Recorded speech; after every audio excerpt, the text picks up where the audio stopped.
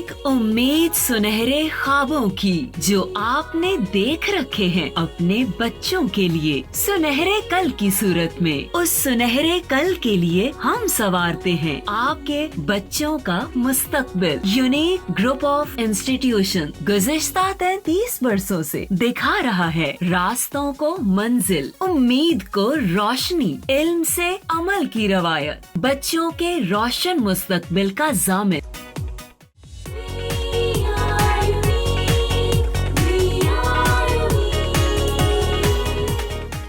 Bismillahirrahmanirrahim. I am Professor Naila Shabir and I am your Pak Study teacher and I will teach you Pak Study for 9th class. I do hope you all are fine and healthy at your homes and you all are learning whatever is being taught through online classes. मैं उम्मीद करती हूँ कि आप सब लोग जो हैं वो बड़े शौक़ से और अच्छे स्पिरिट के साथ जो है अपनी एजुकेशन को, अपनी स्टडीज़ को फोकस किए हुए हैं। ठीक है, पाक स्टडी के ऑनलाइन लेक्चर स्टार्ट कर दिए गए थे और मैंने आप लोगों को बार बार इस चीज़ की गाइडेंस दी है बेटा कि हमारे पास उर्दू वेरिएंट की बुक जो है वो अवेलेबल है, क्योंकि वो चेंज हुई थी, उसका कंटेंट काफ़ी हद तक चेंज किया गया था। तो ये बात मैं आपको काफ़ी दफ़ा बता चुकी हूँ। उसके बाद अगर मैं बात करूँ कि इंग्लिश वेरिएंट की जो पाक स्टडी की बुक है वो अवेलेबल नहीं है। ठीक है, वो इन प्रोसेस है, तो इंशाल्लाह ताला जब भी हमें वो बुक अवेलेबल होगी तो वो आप सबको बता दिया जाएगा, आप सबको प्रोवाइड कर दी जाएंगे उसके जो नोट्स हैं, तो ताकि इंग्लिश वेरिएंट जो स्टूडेंट्स हैं वो भी अपनी स्टडीज़ को या अपनी जो लर्निंग है उसको फोकस कर सकें। तो आज हमारा जो टॉपिक है उस पे जाने से पहले मैं आप लोगों से छोटी सी एक बात करना चाहती हूँ कि एक चीज़ जो मैं ऑब्ज़र्व करती हूँ अपने स्टूडेंट्स के अंदर या छोटे बच्चों के अंदर, या वो घर पे होते हैं जब, या फिर वो स्कूल में होते हैं, तो एक चीज़ बड़ी कॉमन ऑब्ज़र्वेशन में आई है मेरे। वो ऑब्ज़र्वेशन ये है बेटा कि आप जब घर पे होते हो तो बहन भाई आपस में खेलते हैं, मिलते हैं, बातचीत करते हैं, लेकिन एक बुलिंग का जो आस्पेक्ट है वो नज़र आया है कि आप लड़ाई झगड़ा करते हैं, हाथ पाँव एक दूसरे को मारते हैं, इस तरह से आप लोग लड़ाई करते हैं। ठीक है, तो बेटा ये बात अच्छी नहीं है। क्यों अच्छी नहीं है? इसकी वजह यह है कि खुदा न खास्ता जब आप इस तरह से शरारतें कर रहे होते हो, एक दूसरे से लड़ रहे होते हो या एक दूसरे को टीज़ कर रहे होते हो, मजाक मजाक में आप एक बात शुरू करते हो, लेकिन वो इतनी सीरियस हो जाती है कि फिर बहन भाई आपस में लड़ना शुरू कर देते हैं। और जब वो लड़ते हैं तो खुदा न खास्ता किसी भी, वो कह सकते हैं ना कि आपको पता नहीं लगता और अचानक से किसी को कोई चीज़ लग जाए, कोई टॉय है, ऐसा शार्प टॉय होता है वो लग जाता है, या कोई और चीज़ अगर आप उठाते हैं घर की और एक दूसरे की तरफ फेंकते हैं तो वो ज़ोर से लग जाए या बॉडी के किसी भी हिस्से पे लग जाए तो वो डेंजरस हो सकता है। ठीक है, तो मेरी आपसे यही एक छोटी सी नसीहत होगी कि बेटा जब आप इस तरह से करते हो, खेल रहे होते हो या बैठे हुए होते हो, तो अवॉइड किया करो बुलिंग को, या इन चीज़ों को थोड़ा दूर रख करो, अपने अंदर बर्दाश्त पैदा करें। और अगर कोई ऐसी बात हो भी गई है तो कोशिश करें कि उसको इग्नोर करें, क्योंकि जो छोटे बहन भाई होते हैं उनसे हमने प्यार करना होता है, उन्हें समझाना होता है, उनके लिए हम ही रोल मॉडल होते हैं। ठीक है, और जो हमसे बड़े होते हैं हमने कोशिश करना है कि उनकी अच्छी आदतों को हम अडॉप्ट करें ताकि हम अपने आने वालों के लिए एक रोल मॉडल के तौर पे बन सकें। ठीक है, तो मेरी ये आपको सिर्फ एडवाइस यही है कि बेटा आपने बुलिंग को अवॉइड करना है, उसकी तरफ नहीं जाना। क्लियर? अच्छा जी, टुडेज़ आवर टॉपिक इज़ तहरीक पाकिस्तान का पस मंज़र। We are going to start our chapter number 2. We have done or completed our chapter number 1 which was ideological basis of Pakistan. Pakistan की नज़रियाती असास का जो चैप्टर था हमने वो कंप्लीट कर लिया बेटा। अब हम जा रहे हैं आगे चैप्टर नंबर 2 जो कि है जी Pakistan movement and emergence of Pakistan. Emergence of Pakistan, Pakistan का क़याम, और पाकिस्तान मूवमेंट तहरीके पाकिस्तान, पाकिस्तान को हासिल करने के लिए जो मूवमेंट चलाई गई थी उसके अंदर कौन कौन से इंसिडेंट्स जो थे वो हुए, वाक़यात हुए, उन सबको हम इस चैप्टर में देखेंगे। बिफोर स्टार्टिंग दिस चैप्टर मैं थोड़ा सा इस चैप्टर के बारे में आपको बताना चाहूँगी कि इसके अंदर जो हमारे ऑब्जेक्टिव्स हैं, ठीक है, जो ऑब्जेक्टिव्स हैं आपको ये चैप्टर पढ़ाने के, वो ऑब्जेक्टिव ये हैं कि तहरीक पाकिस्तान के जो तारीख़ी वाक़यात हैं, means all the happenings during the Pakistan movement, we are going to discuss all those events but in brief. हम थोड़ा सा उसको मुख्तसर तरीके से इसको पढ़ेंगे। ٹھیک ہے. ہم تھوڑا سا پڑھیں گے 1857 سے 1940 کے اندر کون کون سے واقعات ہوئے, بس اس کو ہم سمرائز کریں گے, ٹھیک ہے. We are not going into detail of the period 1857 to 1940. Then we will discuss the era of 1940 to 1947. 1940 to 1947 کا جو era ہے that is very important. یہ جو 1940 سے 1947 کے 7 سال ہیں یہ بہت امپورٹنٹ ہیں. اس کے اندر بہت سے ایسے واقعات ہوئے جنہوں نے لیڈ کیا پاکستان موومنٹ کو finally to get separate homeland for the Muslims.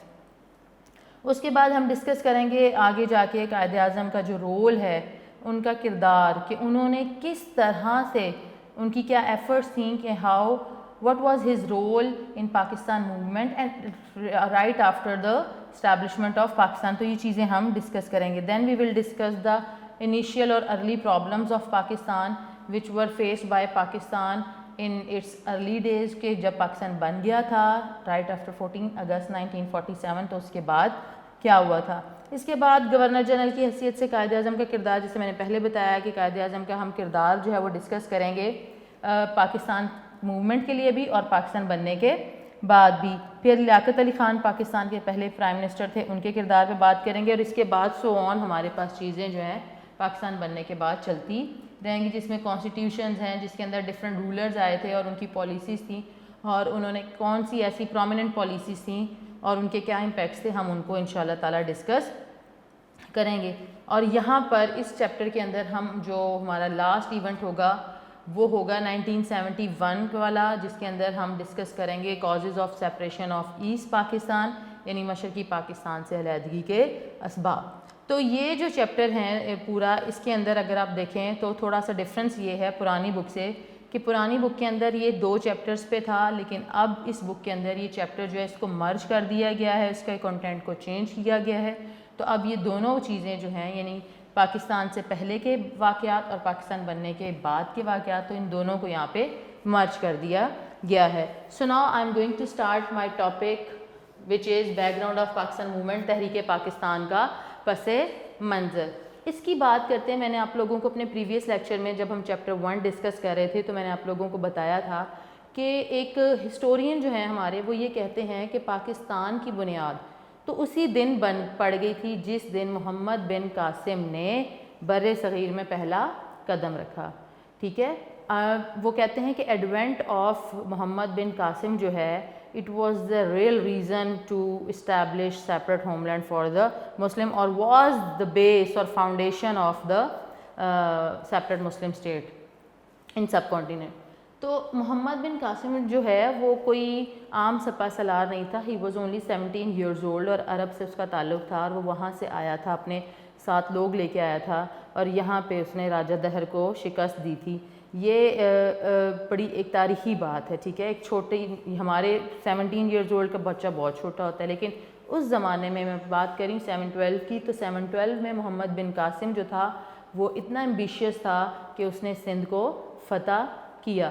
تو اگر آپ دیکھیں تو میں بات کرتی ہوں کہ جب محمد بن قاسم 712 میں سب کانٹیننٹ میں آیا تو اس نے سندھ سے اس کی فتوحات کا سلسلہ جو ہے وہ شروع ہوا, اور آہستہ آہستہ وہ علاقوں کو فتح کرتا چلا گیا, اور اس کی فتوحات کا سلسلہ چلتا رہا. اور ساتھ ہی ساتھ اس نے یہاں کے لوگوں کو اپنے جو اس کی کائنڈ نیچر تھی, اپنے گڈ بیہیویئر کی وجہ سے, اپنے یونیک ٹیمپرامنٹ کی وجہ سے, جیسے دوسرے رولر ہوتے تھے تو وہ بہت زیادہ ظالم ہوتے تھے, بٹ اس نے کہاں یہاں پر جب وہ آیا تو اس نے اس کے ساتھ جو لوگ تھے وہ ایک نیک دل رکھتے تھے, سافٹ کارنر رکھتے تھے, تو انہوں نے یہاں کی جو سبجیکٹ تھی, رعایا تھی, اس کے ساتھ بہت اچھا سلوک کیا, جس کی وجہ سے they were attracted towards the Islam and they started embracing Islam. انہوں نے اسلام کو قبول کرنا شروع کر دیا. تو اس طرح سے محمد بن قاسم کے آنے سے, اس کی آمد سے یہاں پر اسلام جو ہے وہ پھیلنا شروع ہوا. اچھا, محمد بن قاسم جب یہاں آیا اور فتوحات کا سلسلہ چلتا رہا تو اس کے بعد ڈفرینٹ رولرز یہاں پر آنا شروع ہوئے. ٹھیک ہے,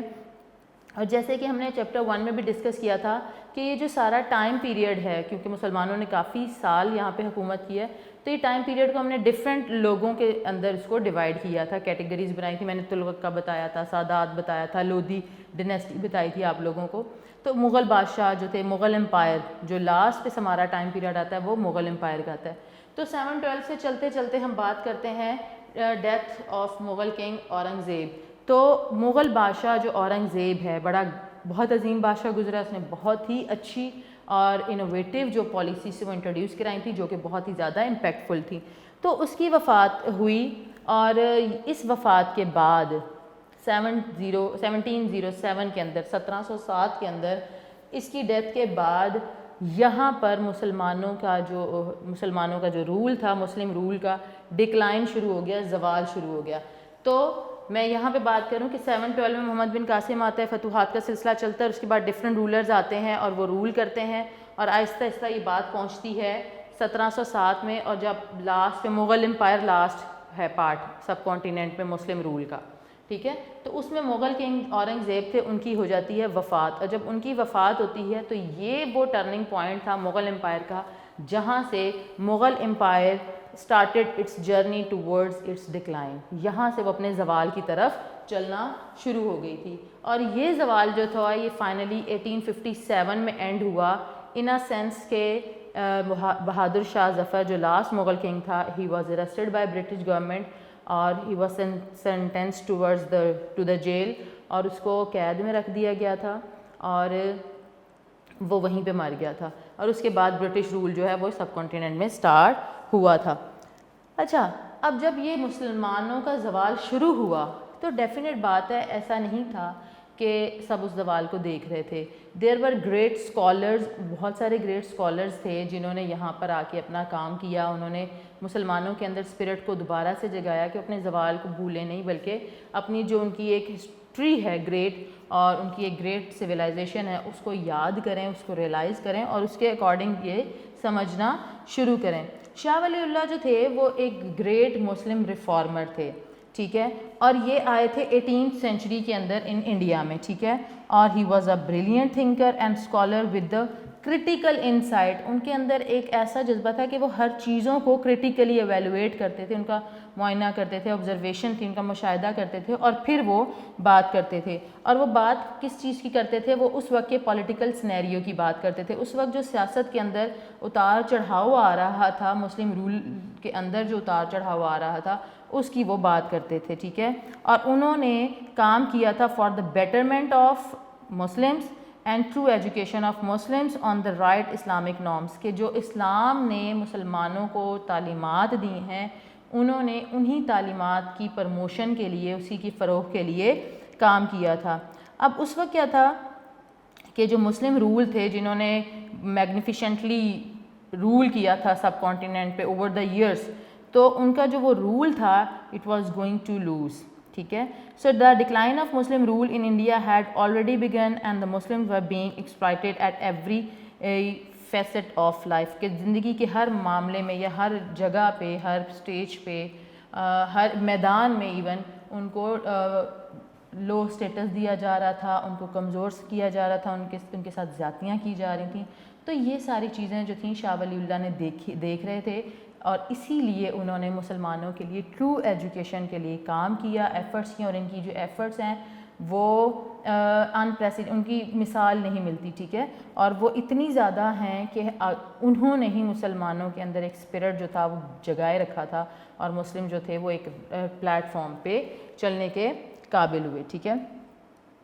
اور پھر یہاں پر بات آتی ہے جو کہ ہم نے پہلے اپنے چیپٹر میں ڈسکس کی تھی, وہ تھی کہ 1857 کے اندر ہمارے پاس جو ایک یہ وہ ٹائم پیریڈ تھا جب برٹش رول یہاں پر اسٹیبلش ہوا, یہ after the war of independence 1857.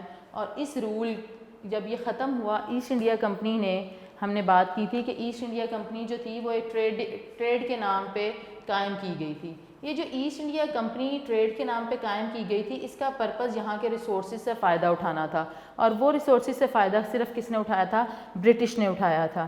اب ایسٹ انڈیا کمپنی بن گئی تھی اور یہ تقریباً 1600 جو سینچری تھی اس کے اندر یہ بننا شروع ہو گئی تھی. مینس جو انگریز تھے وہ یہاں آنا شروع ہو گئے تھے, انہوں نے دے فورٹیفائڈ دیم سیلز, انہوں نے اپنے قدم جمانا شروع کر دیے تھے یہاں پہ.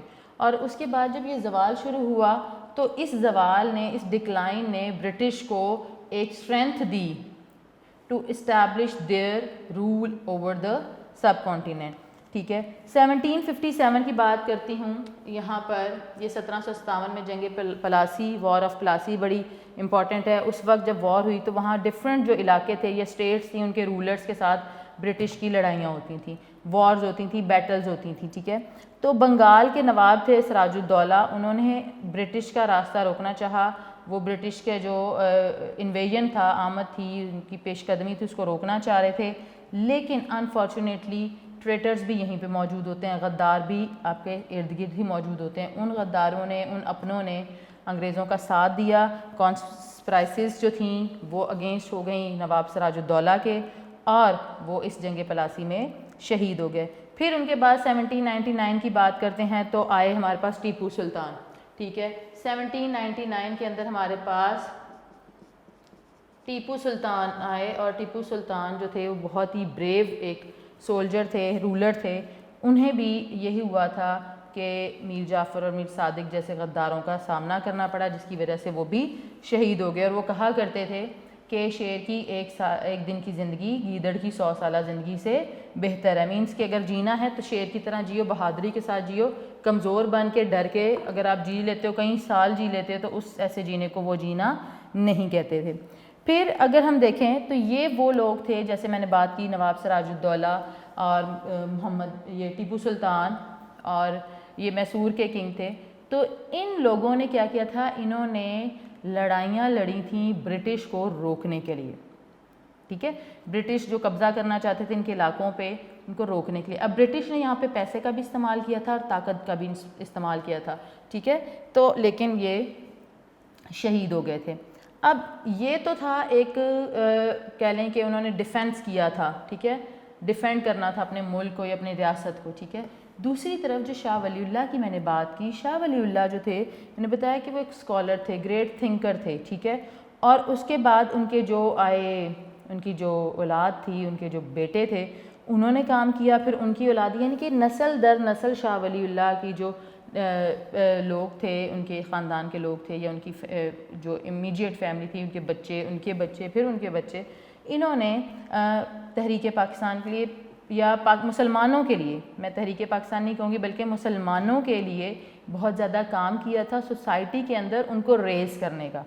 How to raise the Muslim in sub continent, کے سب کانٹیننٹ کے اندر جیسے میں نے بتایا کہ مسلمس کو ہر پلیٹ فارم پہ ایکسپلائٹ کیا جا رہا تھا. تو شاہ ولی اللہ اور اس کے بعد ان کی اولاد اور ان کی اولاد اور اسی طرح جو ان کی آئندہ آنے والی نسلیں تھیں، وہ کافی ایکٹیو رہے تھے مسلمس کو ان کا سٹیٹس دوبارہ سے دینے کے لیے. اور انہی کے زیر اثر ایک تحریک مجاہدین شروع ہوئی تھی جس کے امیر جو تھے وہ سید احمد شہید بریلوی تھے. ٹھیک ہے. اب انہوں نے یہ کہاں پہ ہے، اب دیکھو یہ 1700 کی بات ہے، ان کے تقریباً 18th سینچری کی بات ہے. اس کے بعد ہم بات کرتے ہیں جیسے اس کے بعد یہ ہوا. پھر یہاں پہ ہمارے پاس جو ٹائم پیریڈ آتا ہے وہ آتا ہے جی 1831.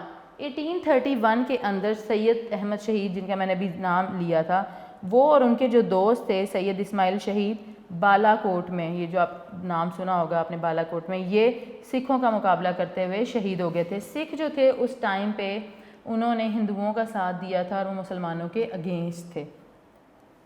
تو عسکری سطح کیا مطلب یہ ہوتا ہے کہ ڈیفینس لیول پہ، کہ ہم نے ڈیفینس اپنے ملک، جو عسکری قیادت جیسے آرمی ہوتی ہے، فوج ہوتی ہے. ٹھیک ہے. انہوں نے بھی کوشش کی، ظاہر ہے یہ فوج تھی، انہوں نے بھی کوشش کی کہ ہم کسی طرح جو سکھ ہیں یا یہ سکھ ہیں، یہ جو ایک غلبہ آ رہا ہے، مسلمانوں کا جو زوال شروع ہوا ہے، اس کو کسی طرح سے ہم روک سکیں. بٹ انفارچونیٹلی اس لیے جو ان کی کوشش تھی یہ آخری یہ بھی ناکام ہو گئی. تربیتی میدان میں اس تحریک اثرات جاری رہے. بنگال میں کچھ تحریکیں شروع ہوئیں. ٹھیک ہے.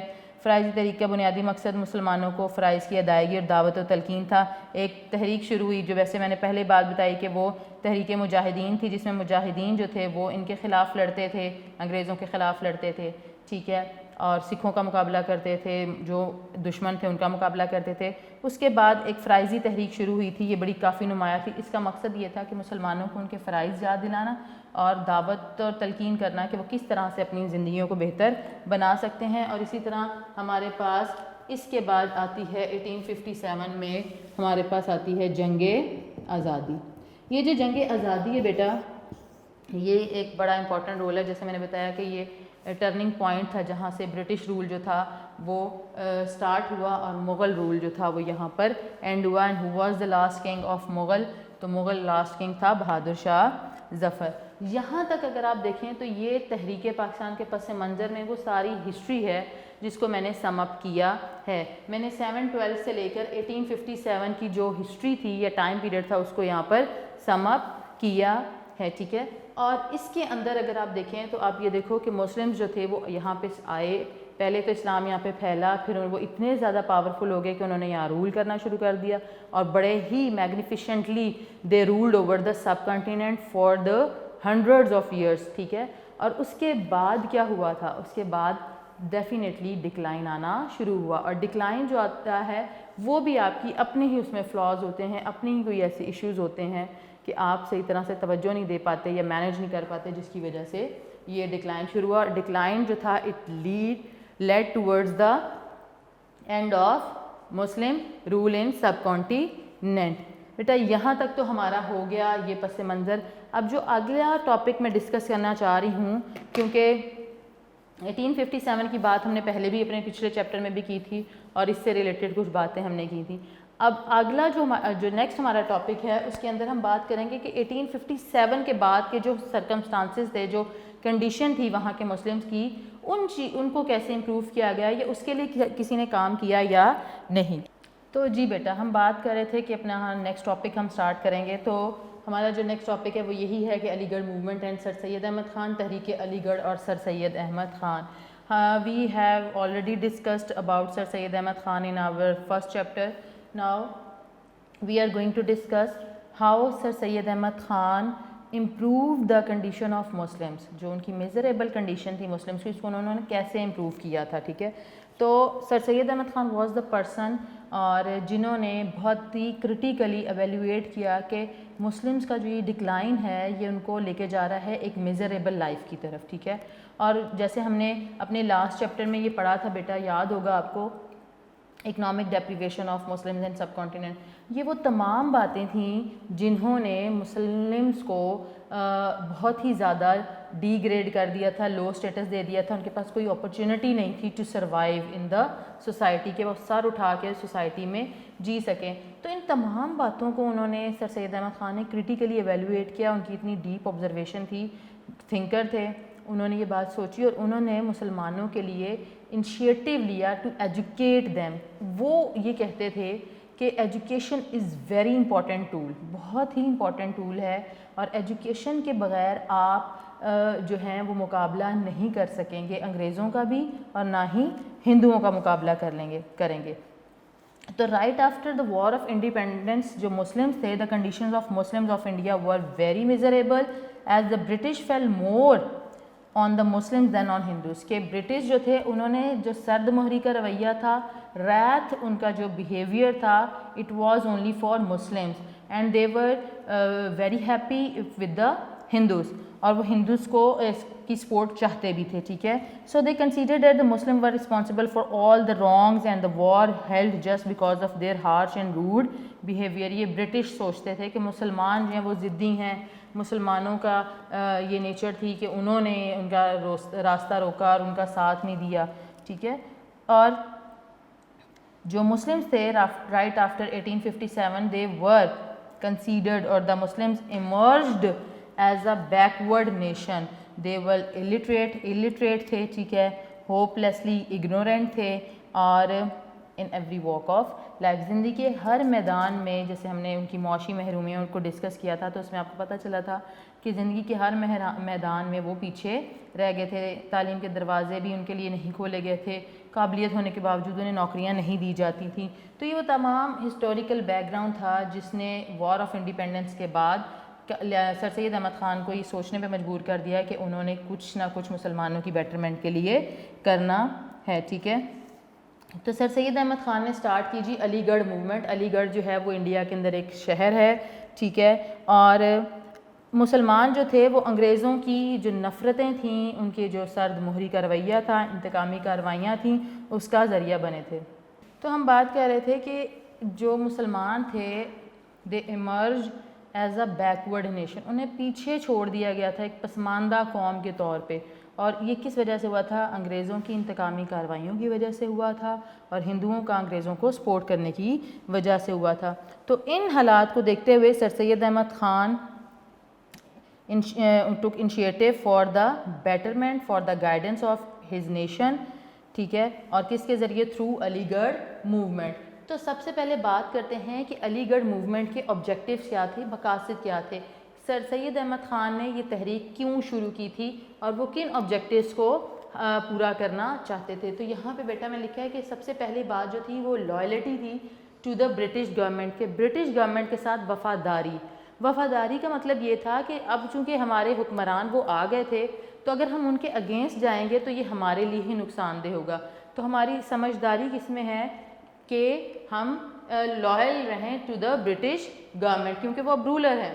اس کے بعد انہوں نے ایک بات جو ایک اور آبجیکٹیو تھا وہ تھا کہ جی modern western education to in order to compete the Hindus, کہ اگر ود ہندوز اگر آپ کے پاس تعلیم نہیں ہے, جیسے میں نے بتایا نا کہ مسلمان ہر میدان میں پیچھے رہ گئے تھے, تو سب سے امپورٹنٹ بات یہ تھی کہ مسلمانوں کو ایجوکیشن ملتی تاکہ وہ ہندوؤں کا مقابلہ کر سکتے. اس کے بعد جو تیسرا پوائنٹ تھا, جو تیسرا آبجیکٹیو تھا وہ یہ تھا to keep away the Muslims from the politics, کے سیاست سے مسلمانوں کو فی الحال دور رکھنا تاکہ وہ اپنے آپ کو ایجوکیشن لے کر اپنے آپ کو اس قابل بنا سکیں جہاں پر انہیں یہ سمجھ آ جائے کہ what to do in an excellent way, کہ آپ نے ایک اچھے طریقے سے کام کیسے کرنا ہے, اور جو یہ آپ کے اوپر زوال آیا ہوا ہے, یہ جو میزریبل کنڈیشن ہے جس سے آپ گزرے ہیں, اس کو آپ کیسے اوور کم کر سکتے ہیں.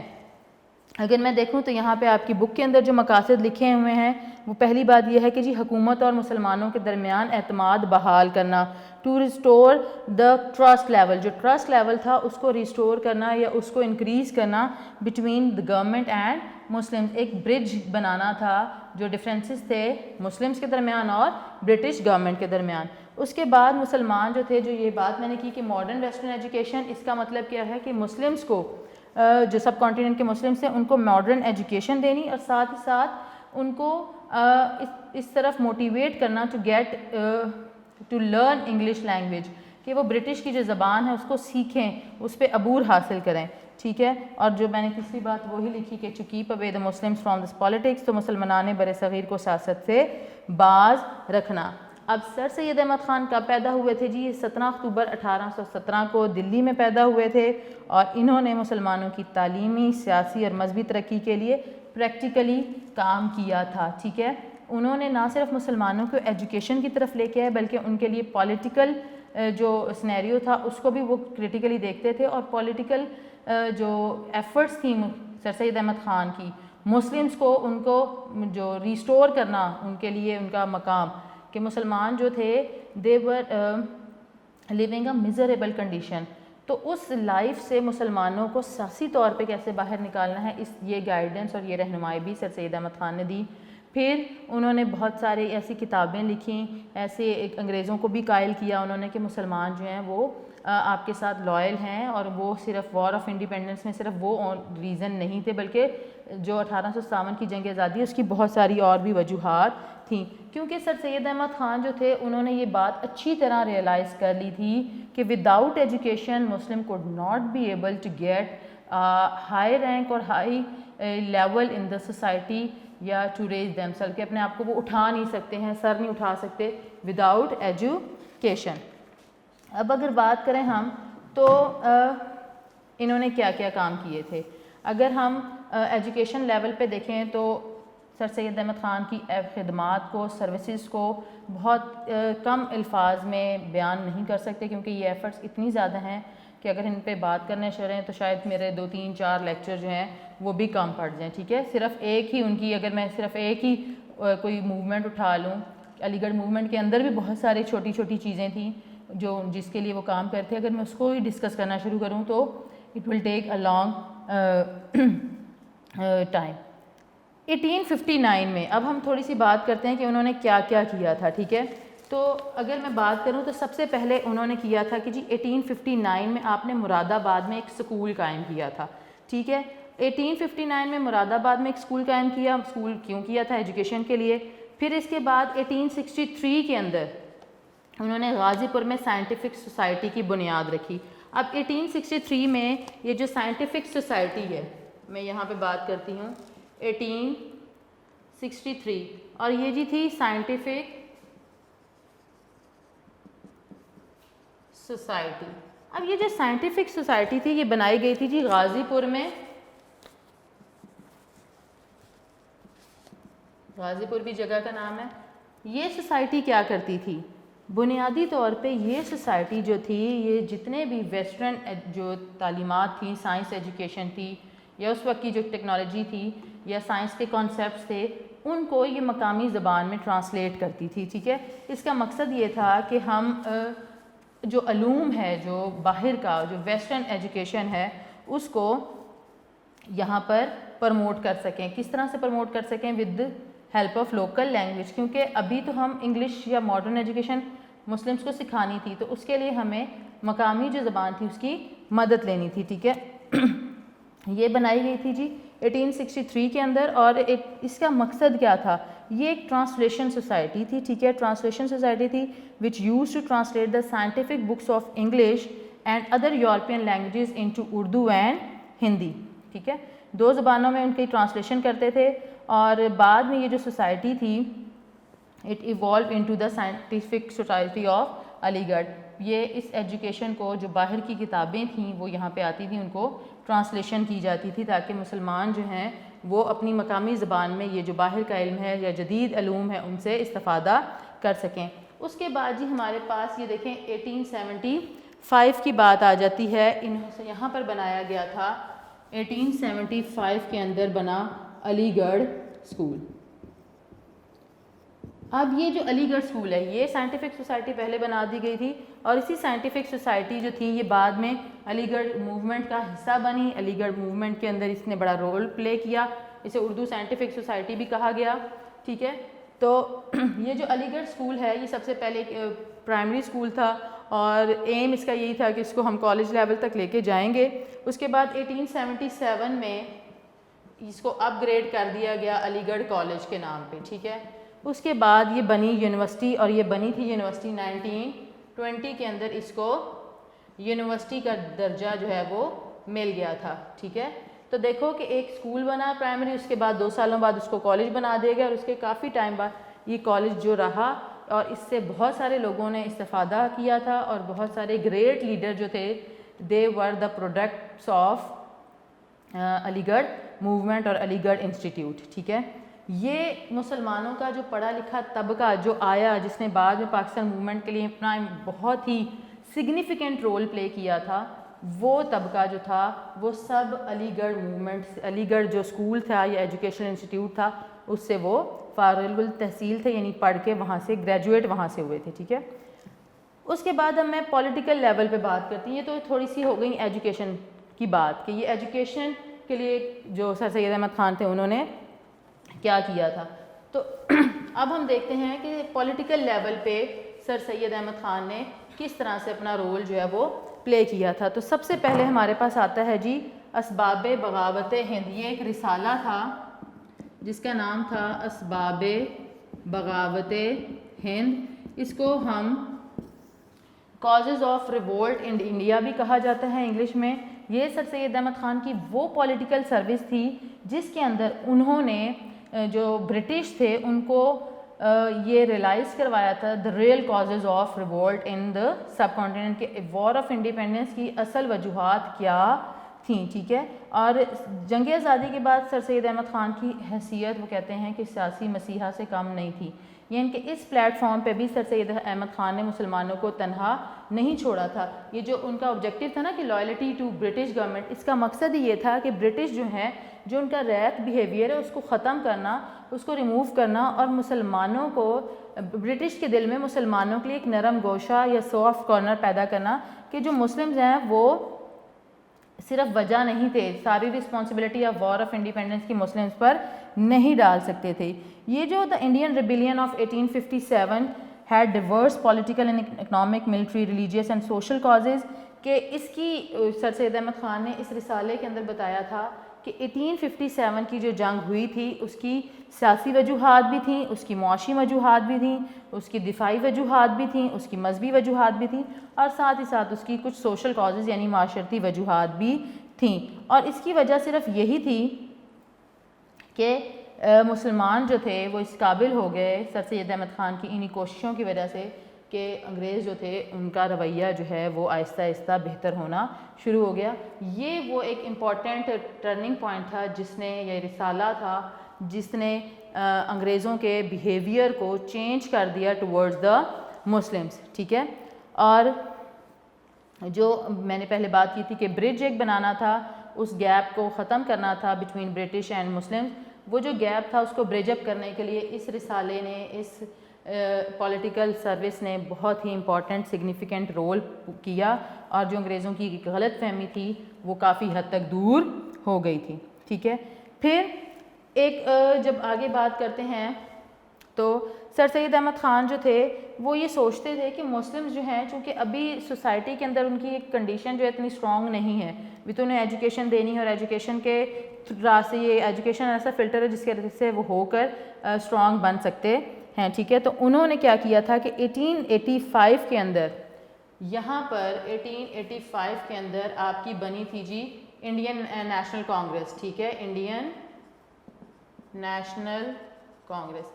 یہ پولیٹیکل جماعت تھی, پولیٹیکل پارٹی تھی, سیاسی جماعت تھی. اس وقت بر صغیر کے اندر جتنی بھی نیشنز تھیں وہ سب اس کا حصہ بنے تھے. لیکن جو ہمارا آبجیکٹیو تھا علی گڑھ موومنٹ کا, to keep away the Muslim from politics, کے سیاست سے ابھی جو ہیں سر سید احمد خان مسلمانوں کو دور رکھنا چاہتے تھے, تو سر سید احمد خان نے مسلمانوں کو منع کیا کہ they don't need to be the part of this Indian National Congress, کے انہیں انڈین نیشنل کانگریس کو جوائن کرنے کی ضرورت نہیں ہے. سب سے پہلے what they need to do, they have to focus their education, اور اس کے بعد وہ پولیٹیکل جو کیریئر ہے اپنا یا سیاست جو ہے اس کو جوائن کر سکتے ہیں. سر سید احمد خان کو یہاں پہ میں اپنے لیکچر کو کنکلیوڈ کرتی ہوں کہ سر سید احمد خان کی یہ جو پولیٹیکل ایفرٹ ہے یا ان کی ایجوکیشنل سروسز جو تھیں, انہوں نے مسلمانوں کے لیے یہ جو سروسز تھیں, these services paved the way for the Muslims towards the Pakistan movement. یہ جو موومنٹ تھی Aligarh movement, it strengthened the Muslims, انہوں نے it gave strength to the Muslims of subcontinent to raise themselves with the respectful meaning, کے respectful meaning میں کے ساتھ وہ اپنی زندگی کو جی سکتے ہیں. تو کنکلیوڈ کرتے ہیں جی اپنا لیکچر. تو سر سید احمد خان کے کارنامے جو ہیں they were not limitized in his life, لیکن انہوں نے جو تحریک شروع کی تھی اس کے جو ایفیکٹس تھے وہ ان کی ڈیتھ کے بعد بھی جاری رہے. قومی خدمات کا سلسلہ جاری رکھا گیا. سر سید احمد خان نے علی گڑھ تحریک کے ذریعے مسلمانوں کو ایک ایسی لڑی میں پرو دیا تھا جس سے مسلمانوں کو سیپریٹ آئیڈینٹی, یونیک آئیڈینٹی, ان کے جداگانہ تشخص کو کی جو تشکیل ہوئی, وہی مسلمان جو تھے وہ اپنی اس میزریبل کنڈیشن سے نکل آئے اور آہستہ آہستہ وہ آگے کی طرف گئے. علی گڑھ موومنٹ جو تھی یہ وہ پہلی موومنٹ تھی جو کہ مسلمس کے لیے شروع کی گئی تھی, لیکن اس کے بعد اور بھی بہت سارے اسکالرز اور لیڈرز آئے جنہوں نے ڈفرینٹ موومنٹ شروع کی, ایجوکیشنل انسٹیٹیوشن جو تھے وہ اسٹیبلش کیے, جس کی وجہ سے مسلمان جو تھے وہ ایجوکیشن کی طرف متوجہ ہوئے, ایجوکیشن کو انہوں نے فوکس کیا. شروع میں بہت سارے جو ہمارے ریلیجیس اسکالرز ہوتے ہیں they were against the modern and western education, جو لرننگ آف انگلش لینگویج تھی اس کے بھی اگینسٹ تھے, لیکن لیٹر آن انہوں نے اس چیز کو سمجھ لیا کہ وہ یہ جو ہے یہ بہت ہی زیادہ بیٹرمنٹ لے کے آئے گی مسلمانوں کی میزریبل کنڈیشن میں. ٹھیک ہے, تو بیٹا یہاں تک ہمارا لیکچر ختم ہوتا ہے آج کا. ٹھیک ہے, آئی ڈو ہوپ کہ آپ کو یہ سمجھ آیا ہوگا. You have understood all the aspects which I have discussed with you, اور if you have any query تو آپ کمنٹ باکس میں لکھ سکتے ہو یا آپ مجھے کال کر سکتے ہو, میں آپ کو بتا دوں گی. بیٹا آپ کے نوٹس کے اندر پیج نمبر 863 پہ آپ کا یہ لانگ کوسچن ہے, جس کا لانگ کوسچن ہے کہ تحریک علی گڑھ پر سیاسی, سماجی اور تعلیمی پہلوؤں سے روشنی ڈالیں. تو آپ کی ڈیٹیل وہاں لکھی ہوئی ہے, ہیڈنگز بنی ہوئی ہیں, آپ نے یہ کوسچن جو ہے وہ یاد کرنا ہے. تو آپ کا ہوم ٹاسک یہ ہے کہ you have to learn the long question of تحریک علی گڑھ موومنٹ کا. ٹھیک ہے اسٹوڈنٹس, اپنا بہت سارا خیال رکھیے گا. ان شاء اللہ تعالیٰ نیکسٹ لیکچر میں آپ کے ساتھ پھر ملاقات ہوگی, اور اپنا بہت سارا خیال رکھیں, دعاؤں میں یاد رکھیے گا. اللہ حافظ.